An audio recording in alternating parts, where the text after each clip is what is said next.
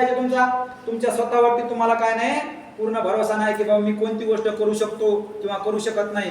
तुम्हाला जर बोलायचं सांगितलं तुम्हाला वाटतं आता मी कसं बोलू, मी काय बोलू, आता इथं आल्यानंतर मला कसं बोलता येईल. कॉन्फिडन्स असणं गरजेचं आहे. आत्मविश्वास तुमच्या स्वतःमध्ये असला पाहिजे. आपल्याला त्या दिवशी आलेल्या वक्त्यांनी सुद्धा सांगितलं की तुमचा स्वतःचा आत्मविश्वास जर तुमच्या जवळ असेल तर तुम्ही कोणतीही गोष्ट शक्य करू शकता. मी शिकवत असताना मी तुम्हाला एक उदाहरण दिलं होतं, मागे दिलं होतं, आता परत एकदा देतोय की ज्यांना माहित नाही त्यांच्यासाठी उदाहरण आहे. तुम्ही सगळ्या जगातला ऑलराऊंडर असलेला किंवा जगामध्ये ज्याला सगळ्या ओळखतात क्रिकेटचा गॉड ज्याला म्हणतो आपण, तो कोण आहे? सचिन तेंडुलकर. बरोबर. सचिन तेंडुलकरला ओळखता? तो 10वी फेल होता. किती होता? 10वी फेल. पण त्याचा कॉन्फिडन्सची लेवल सांगायची मला म्हणून मी त्याचं उदाहरण देतोय तुम्हाला. त्याचा कॉन्फिडन्स इतका होता की एक वेळेस जो ब्रॅड हॉज म्हणून ऑस्ट्रेलियाचा बॉलर होता सर, तो ब्रॅड हॉज नावाचा बॉलर ऑस्ट्रेलियाचा, त्याचा पहिला मॅच होता क्रिकेट मधला पहिला मॅच, आणि पहिल्या मॅच मध्ये तो सचिन तेंडुलकरला बॉलिंग टाकणार होता. ज्यावेळेस त्याने सचिन तेंडुलकरला पहिल्या मॅच मध्ये बॉलिंग टाकायची होती, पहिल्या मॅच मध्ये पहिला बॉल सचिन तेंडुलकरला टाकला आणि पहिला बॉल टाकल्याच्या नंतर सचिन तेंडुलकर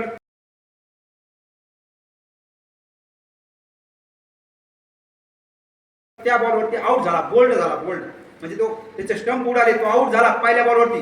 ब्रॅड हॉजला वाटलं की आर्मी क्रिकेटच्या देवाला आउट केलंय, आर्मी क्रिकेटच्या देवाला आउट केलंय. म्हणजे त्याचा कॉन्फिडन्स इतका हाय लेवलवरती गेला की तो म्हटला मी क्रिकेटच्या देवाला आउट केलं. म्हणजे त्याचा गगनात आनंद मावेना. ज्यावेळेस मॅच संपल्याच्या नंतर त्यावेळेस तो काय म्हटला की सचिन तेंडुलकरकडे गेला आणि त्याला म्हटला तो बॉल जो मॅचचा मी जिंकलाय त्या बॉलवरती मला तुमचा ऑटोग्राफ द्या. सचिन तेंडुलकरनं हसत हसत त्या बॉलवरती ऑटोग्राफ दिला त्याचा कॉन्फिडन्स पाहून, आणि त्या बॉलवरती त्याने एक वाक्य लिहून दिलं. ते वाक्य असं होतं की तू जो आता एवढा मोठा आनंद साजरा केलास, हा आनंद सचिन तेंडुलकरची विकेट घेतल्याला तुझ्या जीवनातला शेवटचा आनंद असणार आहे. याच्यानंतर तू माझी कधीच विकेट घेऊ शकणार नाहीस. आणि त्याच्यानंतर ब्रॅड हॉज आणि सचिन तेंडुलकर एकमेकांसोबत 250 मॅच खेळले. किती मॅच खेळले? 250. पण एकदा सुद्धा ब्रॅड हॉज सचिन तेंडुलकरला आउट करू शकला नाही. म्हणजे कॉन्फिडन्सची लेवल किती होती सचिन तेंडुलकरच्या याच्यावरून लक्षात येतं. खरी घटना आहे काय वाईट. म्हणजे आता सचिन तेंडुलकर अजूनही आहे, तो ब्रॅड हॉज सुद्धा अजूनही आहे, पण तो एकदाही 250 मॅच नंतर, म्हणजे पहिल्या मॅच मध्ये तेवढी विकेट घेतली सचिन तेंडुलकरची, पण त्याच्या बाद तो सचिन तेंडुलकरला कधीच आउट करू शकला नाही. म्हणजे सचिन तेंडुलकरचा स्वतःवरती इतका कॉन्फिडन्स होता की मी याच्याकडून आउट होणार नाही म्हणजे नाही. त्यांनी कधी लिहून दिलं? पहिल्या मॅच नंतर. शेवटच्या मॅच नंतर ब्रॅड हॉज स्वतः म्हटला की नाही तुम्ही उगाच तुम्हाला क्रिकेटचा गॉड म्हणत नाही सचिन तेंडुलकर. म्हणजे सांगायची गोष्ट म्हणजे काय की इतका कॉन्फिडन्स तुमच्यात पाहिजे स्वतःमध्ये की मी ही गोष्ट करणार आणि मी ती करणार म्हणजे करणारच.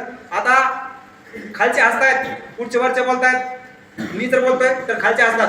उद्या तुमची अशी स्थिती आहे, तुम्ही आज बोलताय, तुम्ही बोलणार नाहीत, जे बोलतायत त्याला हसतायत. उद्या असं होणार तुम्ही आज काय तर सुपात आहेत, सुपात. उद्या तुम्ही जात्यात येणार आहेत. कळलं का काय म्हणतो मी? सुपात म्हणजे तुम्ही आज पाकडाला घेतलंय आणि नंतर आपल्याला काय केलं जातं? पिसलं जातं, दळायला घेतलं जातं. आज तुम्ही सुपात आहेत, तुम्हाला उद्या जात्यात यायचंय. म्हणजे तुम्हाला पण इथे येऊन बोलायचंय. का बोलायचंय? तर तुमचं सुपातलं जात्यात येणारच उद्या. तशीच तुमची स्थिती होणार. एक ना एक दिवस तुम्हाला इथे येऊन बोलावं लागणार आहे. त्यामुळे एक ना एक दिवस काय बोलायचं? स्वतः आजच बोलायचं है ना. मग अशा प्रकारे मी तुम्हाला 2च उदाहरणे दिले. कशाच्या संदर्भामध्ये? पहिले उदाहरण होतं माझं, तुम्ही स्वतः अभ्यास केला तर लोक तुम्हाला उद्या चांगल्या पदावरती पाहतील, तुमचा मान सन्मान ठेवतील. जर तुम्ही अभ्यास केला नाही तर तुमची स्थिती ते नारळ फोडलेल्या दगडासारखी होईल.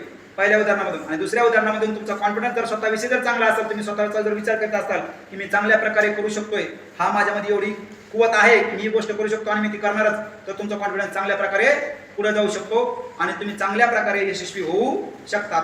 जास्त काय बोलत नाही आणि मी माझं काय करतो, भाषण थांबवतो.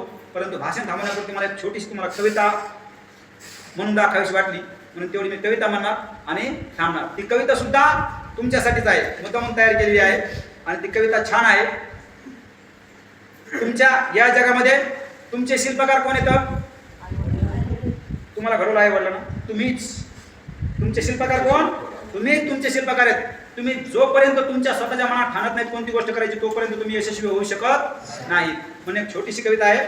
कविता तुम्हाला सगळ्याला आवडणार, अर्थ समजून घेतला तर. लक्षात, दोन्ही उदाहरणावरती डिपेंड कविता आहे.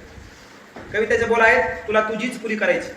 हा बघा, तुला तुझीच पुरी करायची, हौस आकाशी उंच उडायची. तुला तुझीच पुरी करायची, हौस आकाशी उंच उडायची. गड्या तयारी ठेवर मनाची, कधी झुकायची कधी नडायची. दुनिया डोक्यावर घेणार हाय र, तुला उचलून घेणार हाय र. दुनिया डोक्यावर घेणार हाय र, तुला उचलून घेणार हाय र. आला कधी जरी कठीण क्षण तो खंबीर उभा तू राहायचं. गड्या खंबीर उभा तू राहायचं. हटायचं नाही गड्या झटायचं, पुढं पुढं तू चालत जायचं, पुढं पुढं तू चालत जायचं.